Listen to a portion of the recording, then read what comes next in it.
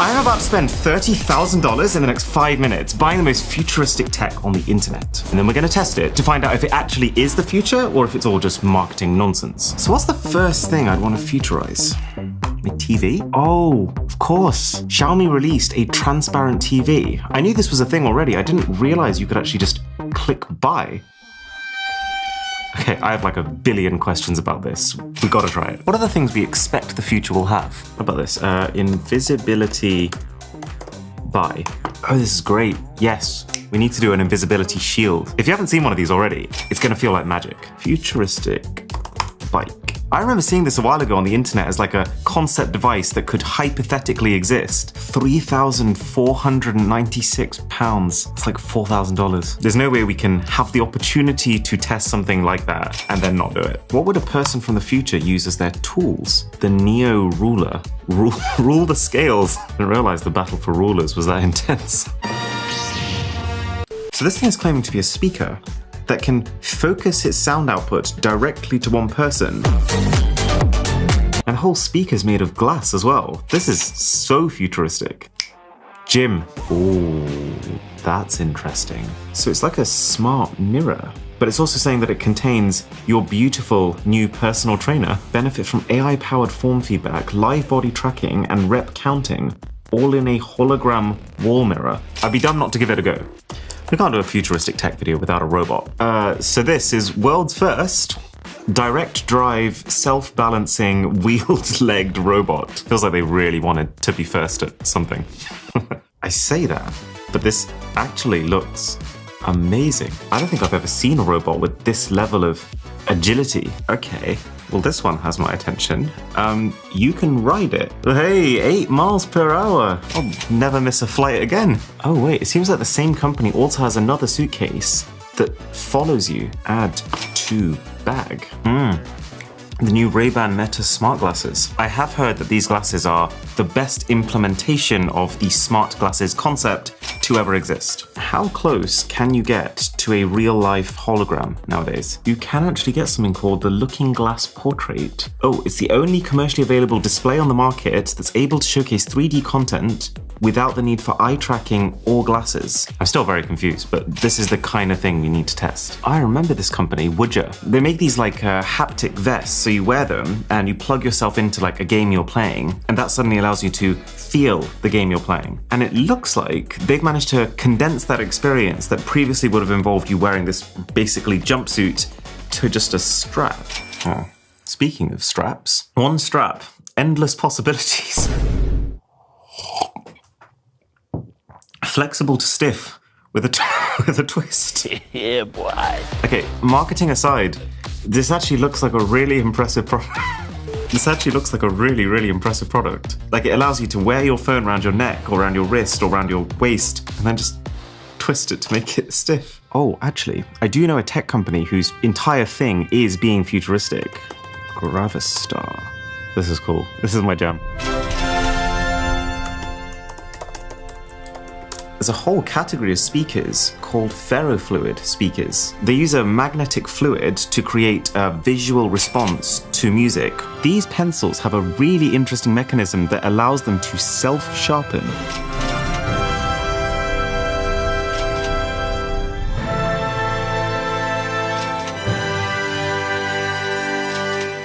Okay, stop me. I don't think I've ever been this excited for the stuff to arrive. It's all finally here. Some of this stuff took over 2 months to arrive.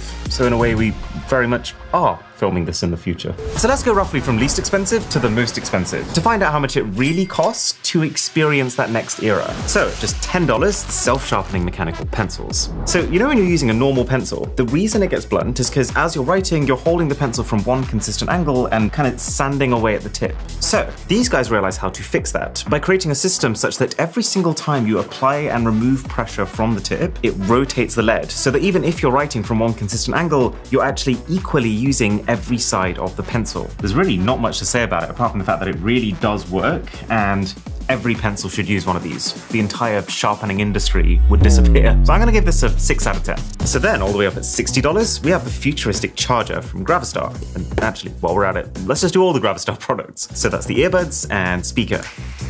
Whoa. If nothing else, it all looks cool.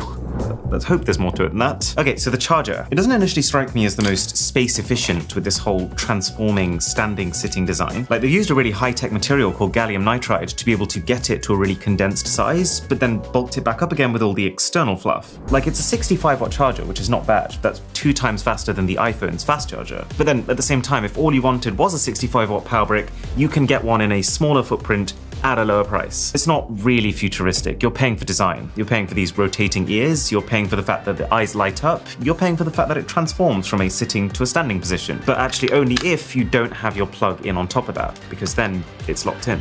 5 out of 10. But then with the earbuds, the design actually has a purpose. These things feel so premium. Like, listen to these sounds. Oh, it's got an RGB lighting strip baked into the charging case of the earphones. You can very much tell this is made for someone who really wants to carry around a gadget. Let's do a sound test. They do fit really well, with a good amount of passive noise cancellation without any tech going on. That's a bit of a shame. The one earphone that is working does sound pretty good, but the fact that straight out of the box one of them isn't connecting properly, it's not a great sign for the software stability to come. But you know what the funniest thing is? You know the main extra function of this earbud case? It's a bottle opener. I couldn't believe it. Let's see if it works. Whose idea was this? I mean, earphones, bottle opener, the kinds of situations that you would use both of those in are so different. But also, more importantly, was it worth this? Was it worth carving out a massive triangle in this valuable real estate that is your charging case at the direct cost of battery? Futuristic in a dumb way. 3 out of 10.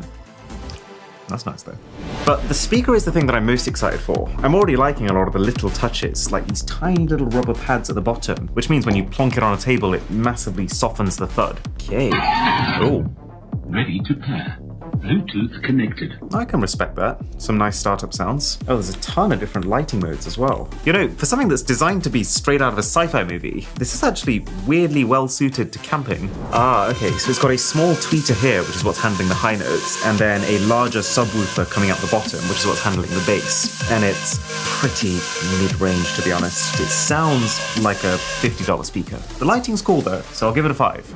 All right, let's see what the lighting of the future has in store for us. This is the bioluminescent orb. And I gotta say, I do love the idea of a future where we're not just pumping out greenhouse gases to fuel our increasingly electric lifestyles, but actually harnessing the Earth's natural resources to live a sustainable life. And this might actually be one step closer to that vision. So apparently in this bag right here is a specific species of live microalgae that can take in carbon dioxide, release oxygen, kind of like a plant. I just dropped some on my table, but also in that process produce light-emitting chemicals. Okay, so we basically pour what's left into the orb. I'm gonna leave that in a place where it's getting plenty of light for now. And then what it says is that it's only going to glow not just in the dark, but specifically at nighttime. So we will just cover the other stuff and loop back to it at the end. Oh, I've just realized there's a massive do not drink on the front, which means someone's tried it. I can totally see how you'd think this would be a superhero origin story. I don't blame you. I'm slightly curious. Okay, and while we wait to see the kind of lighting that nature can generate, let's find out what humans have managed to do. Because this product right here claims to have bottled both fire and the northern lights into something that can sit on your shelf. Okay, so really all this is a bunch of high power LEDs at the bottom shooting up at a deformed glass cylinder, which refracts them. And I mean, there is stuff to like here. Like the glass cylinder is surprisingly high quality. The reflections it makes on the walls and especially the ceiling, really genuinely interesting to the point where I would say it kind of delivers on its promise. Plus, you get a little remote to change the colors. I really like this one. It reminds me so much of the reflections coming off water. But here's the thing.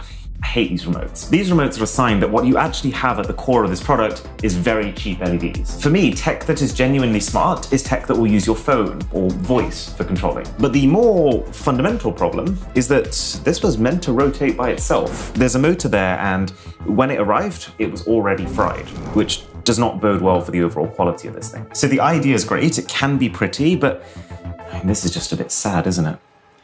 4 out of 10.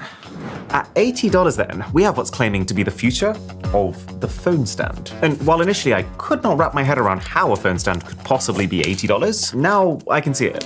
This is the morph strap. You know, the whole flexible to stiff thing. Yeah, it's that. Now, the company's being pretty tight-lipped about how exactly it works, but it seems like this lever here is basically a crank that tightens or loosens the internal structure sitting under this fabric. So the company's idea is, let's say you're walking around on holiday and you carry your phone around your neck. as you do. The second you want to take a photo, bam, selfie stick, albeit a slightly bent one. I mean, that's not really what I'd use it for. What I'm more interested in is, can this be a way to mount your phone onto like any surface to take a weird shot, for example? The answer to which is, yeah, pretty much. I just had an idea. So I'm thinking, hypothetically, if I was in the back seat of a car and I wanted to watch a TV show while I'm on the go, it does work. 7 out of 10. I feel like there's a lot more you can do with this than I've even realized at this point. And then to measure how long your stiff phone strap is, here's the Neo Ruler, which is such an awesome name for what seems to be the one ruler to ruler them all. You place the ruler next to it, you raise the slider till you reach the point you want to measure, and then that on screen is the exact measurement. And there's an obvious initial question here, in that my $1 ruler does the exact same thing. Who asked for them to overcomplicate it this much? Well, for starters, this thing is accurate to the nearest 0.01 millimeters, which is a level of precision that you can't get by just eyeing it. The fact that it's digital means that you can change units on the fly. You can flick between millimeters, inches, even meters if you want to. But also, you can do crazy stuff. Like, let's say you're measuring an architect's drawing or a map, for example. I just bought one yesterday and it's just a bit bigger than I was expecting. So, you know, a lot of these drawings have a scale, right? Like 1 to 500,000. Or in the case of this map, 1 to 5. You can let the ruler know that scale, and then as you're measuring, it will not just tell you how many millimeters it is in reality, but also what the actual real-life distances of that space really are. Or for another example, let's say that you wanted to divide something evenly. You can choose on this ruler how many divisions you want, and then you literally just pull the slider across, and it will tell you exactly where to make those divisions. Niche? Yes. Completely next level for the people who actually have use for it? Also yes. 8 out of 10. So now, on the complete other end of the spectrum, are shoes. Yeah, apparently Future shoes only come with half the packaging. So we already know that this shoe, it bends in half. But why? Well, this entire range of Fly's products was actually inspired by a letter from Matthew Walzer, a 16-year-old living with cerebral palsy, who said that because of his disability, he couldn't tie Nike's shoelaces. So Nike set themselves an internal challenge to basically try and create a pair of shoes that you could take off with no hands. And this actually requires quite a big rethink of how the shoe works. Like, you need a hinge that allows the shoe to snap into the open and closed positions. You need this tension band that spans both sections. You need to make sure that the sole stays flat when the shoe opens so that it doesn't form a crease. And then on top of that, a kickstand, which is what actually allows you to kick the shoe into this folded position. So, how well does it actually work?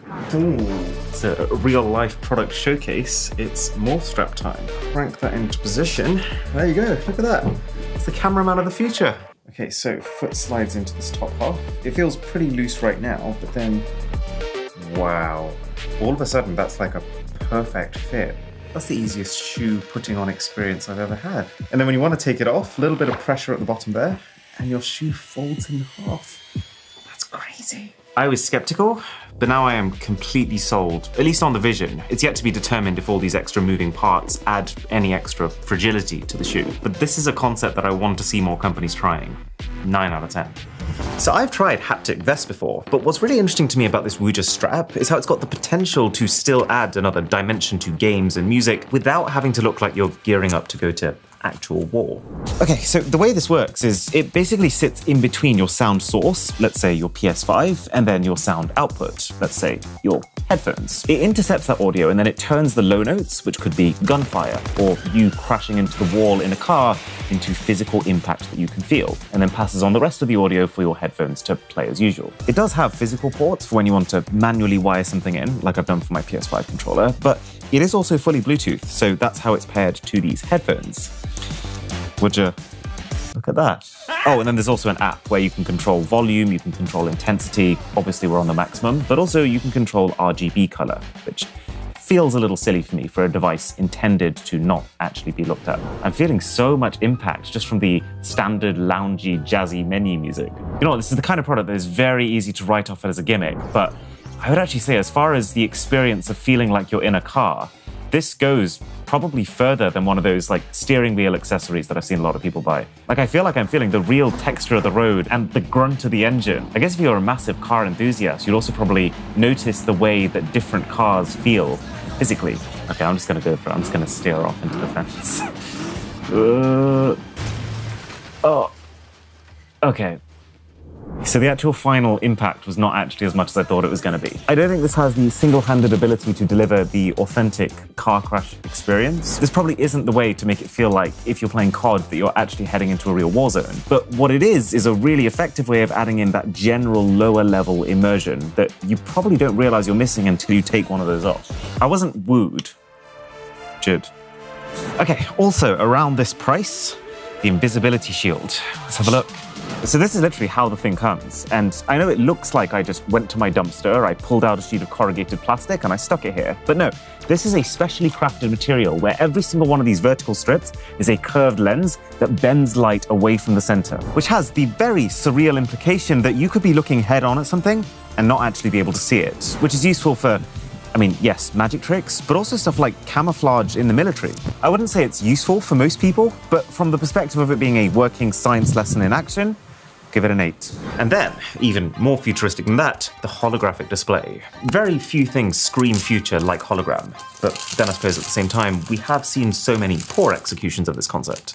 It makes it feel like you're physically holding a memory in your hands and you're able to look around within it. It almost feels like a very good trailer for immersive content. So, stage 1 of what this thing can do is turn a 2D image into a 3D image. So this right here is a normal photo that I took on my iPhone. And look at this, the software actually allows you to visualize what it's like to look around inside it using AI. And look what happens when I pick up this depthiness slider and drag it across. You can actually see the image being manipulated in real time. It's kind of a shame that the actual resolution of the output isn't higher, but at the same time, to help you visualize how impressive this is, you know those holographic bookmarks you get, where when you look from different angles, you can see the same image from like 4 different perspectives? This is kind of like that, but instead of there being 4 different perspectives, it feels like an unlimited number of perspectives, like it's literally 100, on top of the fact that it's actually a moving screen. But there is also a level up to this. So this program is also connected to ChatGPT and can apparently allow you to talk to AI connected to a holographic character within this frame. Right, so if I select the robot... Well now, ain't that just a hot tamale of technology? Spill the beans and let's have a hootenanny. This is weird. So this thing has the intelligence of the AI models that we know, but it's actually also able to communicate that within its own pre-programmed personality. I'm like shaking a little bit. You got it, partner. If x plus 69 is 72, what is x? Well, hot diggity dog. If x plus 69 is 72, then I reckon x is a sneaky little varmint, trying to hide in plain sight. What? But fear not, partner, cause this old cartoon android is quick on the draw. If we subtract 69 from 72, we find that x is a mischievous little critter, equal to 3. What a weird way of saying 3. What's your favorite Mr. Who's the Boss video?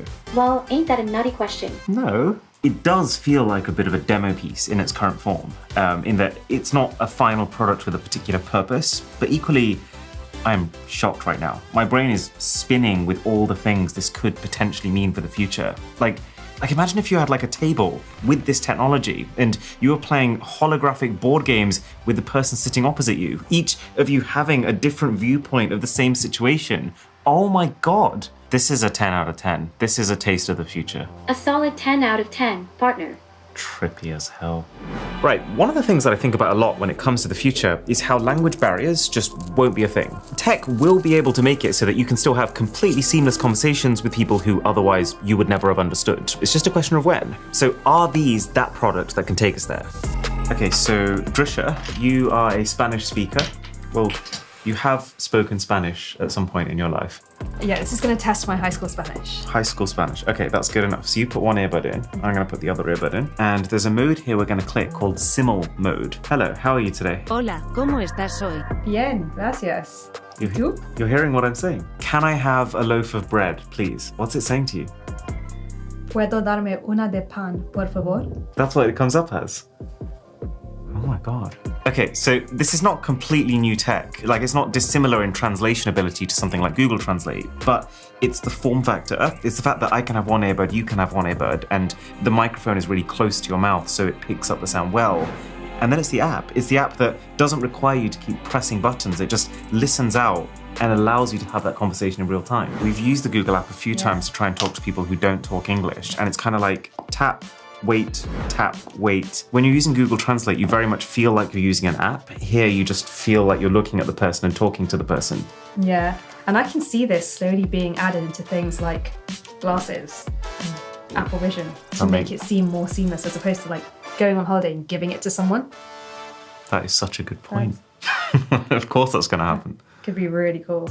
It's a good enough product that this is going straight in my travel bag. And it can also do 40 languages and 93 accents right now. The two things I don't like are that one, the app tries to charge you for downloading languages offline, which when you're in abroad countries is probably a likely thing you're going to have to do. And then also, the actual hardware construction feels a little bit cheap for the price these are. Like if they were just normal earphones, you would expect them to cost no more than like $50 for a build like this. So overall, it's an 8.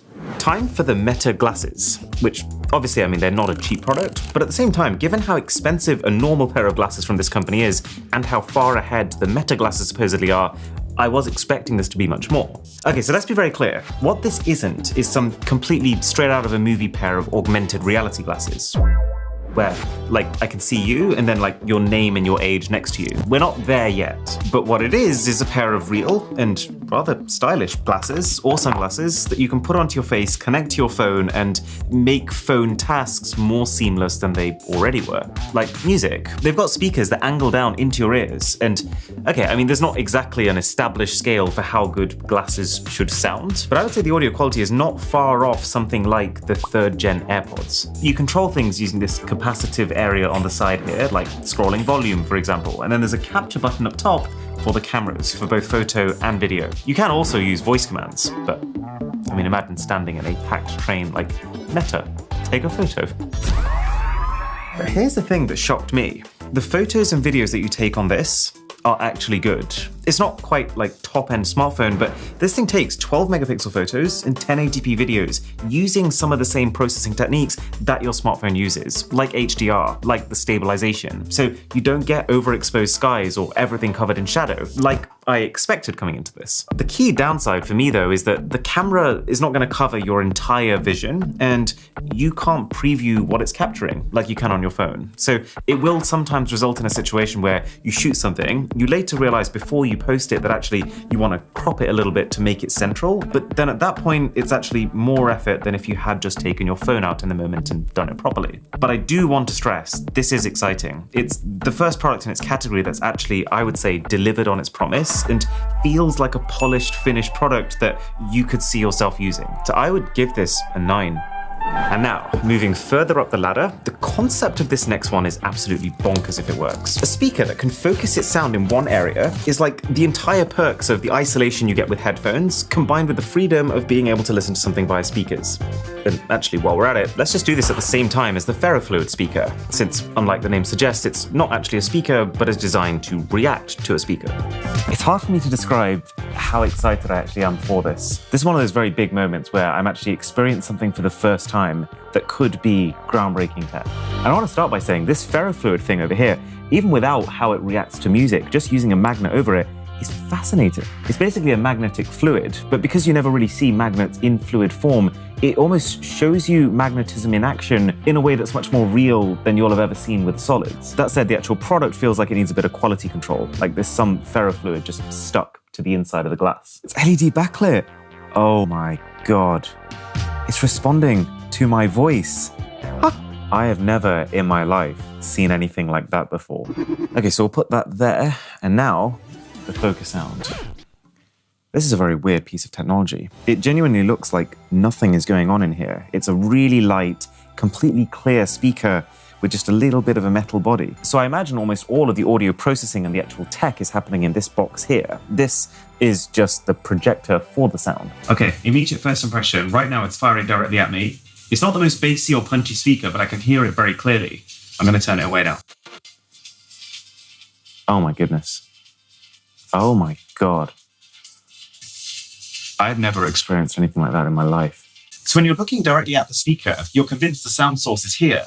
But as soon as you rotate it, it feels like it's almost throwing the audio source to that wall there or that wall there. So when you turn the speaker away from you, it's not like it completely mutes it, but you're probably hearing it at about 25% of the volume versus when it's facing you. So how? Well, the way that normal sound waves work is they travel out in all directions until they dissipate. Imagine like throwing a rock into a pond and seeing those ripples come out of it. But this directional audio speaker actually instead uses ultrasonic waves, which are super high frequency and therefore much shorter wavelength, which means they spread out much less. They're completely inaudible to the human ear, but the thing is, as soon as they come into contact with the human ear, they distort back into an audible frequency. So the target can hear the audio, but the other people around them can't as much. Is it worth buying? I'd say probably not yet, given that you're having to give up a lot of sound quality to be able to get this effect, but the potential is massive. So for the purposes of being futuristic, that's a 9 out of 10. And this ferrofluid speaker, surprisingly cool. This is an 8. This is the Airwheel SR5, the auto-following suitcase, and then this is the SE3S, which is the rideable suitcase. I actually really fancy a sit right now, so we're going to start with the rideable one. And I gotta say, I don't think I've ever wanted to like a product this much. Like, okay, when in your life have you ever seen this before?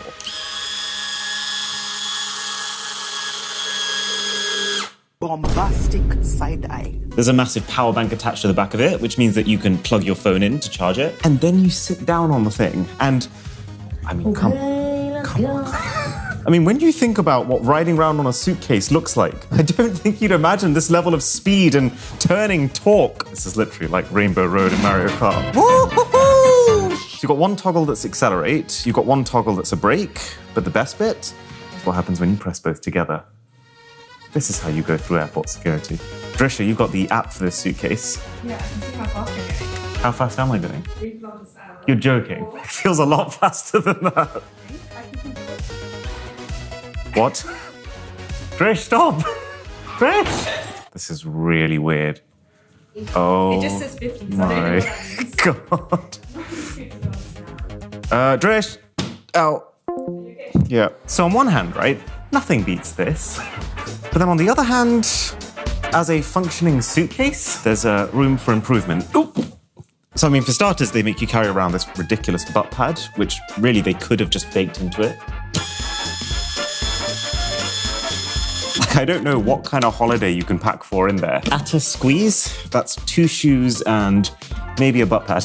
Plus, like, the website for this thing is so atrocious that I have no faith that any of the tech in this is actually going to last. And then we have the auto-following suitcase. This is the one that, from a technical perspective, I was actually looking forward to more, but it's actually quite a lot worse. So it has very similar perks to the other one in that because it's got a massive battery bank, it can charge your phone. It's actually also got a biometric fingerprint scanner for unlocking. But the key differentiator is this wrist strap. So this wrist strap essentially communicates with this sensor via ultra-wideband, which is like the same technology that your iPhone uses to find your AirTags, for example. So I am now connected, which means if I walk more than 5 meters away, then, like an overly attached child, it will come sprinting to me. Can it outrun me? That's the question.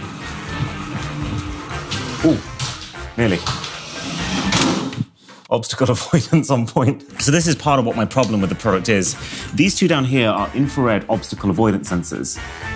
They're not very good at avoiding obstacles. Do you trust the technology with your life? Go, go, go. Bruh. It's slowed down. So the problem is not that it's unimpressive. It's actually pretty cool that it works most of the time. It's just that for your most valuable possessions, it has to be 100%. And it doesn't feel like, from what I've used it, that I trust it completely. There are a couple of safeguards in place. Like, for example, as soon as you lose it, your wrist starts beeping and your suitcase just starts wandering around and around like that, looking for the sensor. But still, you only have to lose something once. And I feel like this will do it. 5 out of 10. Right, it's magic mirror time. So I started using this thing a couple of days ago, and it's a really unique product. But I think the best way to show you is to actually start a workout, and you'll see how it works. And I will say, they have got the fundamentals right. Like, the software feels very slick, it runs at a good frame rate. Although, just because of what the product is, you do get this slight ghosting type effect. It's almost like it's an infinity mirror bouncing back and forwards, which reduces the crispness a little bit. So the first thing you do is you pick a class. So you can either pick it based on the duration, you can pick it on who's leading that class, or you can pick it based on what body part you feel like working out. It's got a whole load of different settings you can play around with. And what I like about it is that it's not assuming that you have access to an entire gym suite. It's very much able to tweak itself around what you do have. And now we go. And now it initializes body tracking. It's just making sure there's one person and one person only in the frame. So when I saw this for the first time, I will say, as a fan of technology, This felt pretty cool. You've got all these fitness instructors who've clearly filmed themselves on a green screen background, so they've been able to cut it all out and almost appear like they're holographically there in your room. But it actually gets cooler, because you click right here and you have access to music. And every bit of music outputted by this mirror is generated by AI. So every time you do a workout, you are hearing different tracks. And then part of why that helps is that you can separate the music volume from the speech and sound effects volumes. Because yes, it talks to you. Like, let's say I am actually following along to this workout, it will tell me off when I'm doing it wrong. Bring the weight up to your shoulders. Right, so is it good?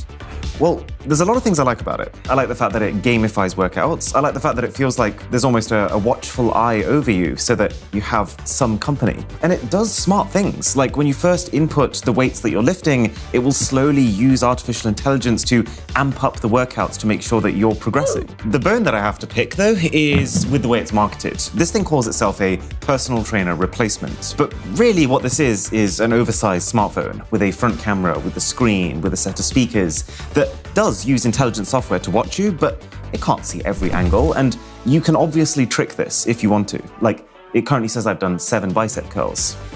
I haven't done 7 bicep curls. 2 + 2 is 4. This isn't a complete replacement for a personal trainer, but it is really good for people who don't have access to one. So, 8 out of 10. You know, cycling used to be such a massive part of my life growing up. And so this idea of me revisiting it now, but using something that looks like it's straight out of Tron Legacy is kind of crazy. Okay, we have to talk about this product. Is it futuristic?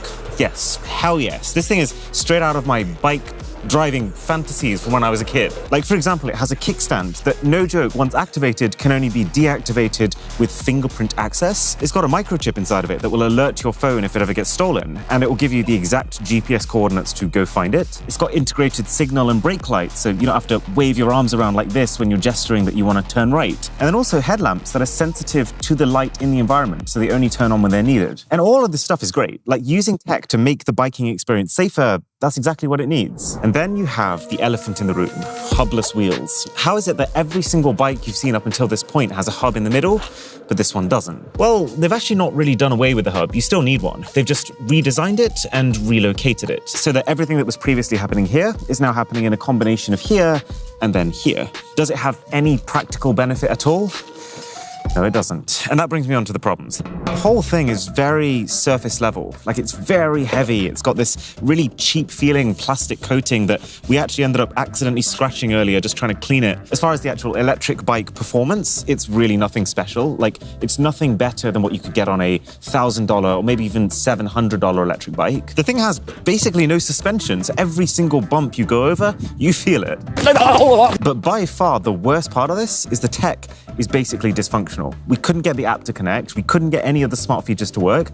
Customer service, non-existent. The company doesn't even seem to be properly operational anymore. Making this essentially the most expensive prop I've ever bought in my life, and I'm really upset, to be honest.